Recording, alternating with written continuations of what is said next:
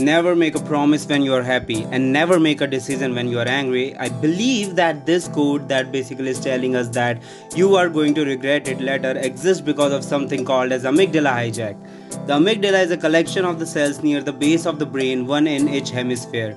Now we know from the previous video that the frontal cortex is the thinking part of the brain, the rational one that assesses and solves the problems for us. The amygdala, on contrary, is the emotional brain.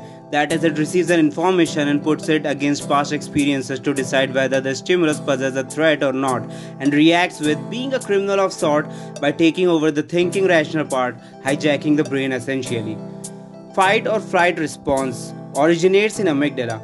This part is what prepares you and helps you act safely under threatening situations. We have talked about the frontal lobe shutdown under stressful, pressurizing situations, how you go blank and can't make your way through a problem. Now consider the amygdala hijack as a continuation of their problem. When the possessed threat, the stressful situation creates a strong sense of danger, amygdala acts in the matter of milliseconds and quickly takes over the rational frontal cortex, often receiving the blood that has to be pumped to the frontal cortex to itself, and your system undergoes the flight or fight response. This may lead to exaggerated response, exaggerated anger, fear, aggression, leading you to make irritation based, illogical, ruthless decisions. And later, when your senses hits you back, you end up regretting most of what happened. The term amygdala hijack was coined by psychologist Mr. Daniel Goleman, and he was referring to this overreaction to stress.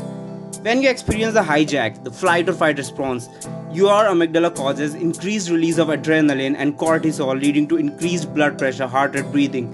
Basically, the same thing that was happening in frontal lobe shutdown, causing troubles that is. And how do you control the hijack? In the same way you prevent the frontal lobe shutdown. You overpower the hijack, you control your breath, you stay calm, you do deliberate practice of basics such as meditation and mindfulness. You take your moment forcefully, you breathe, and you tell the amygdala who is the boss.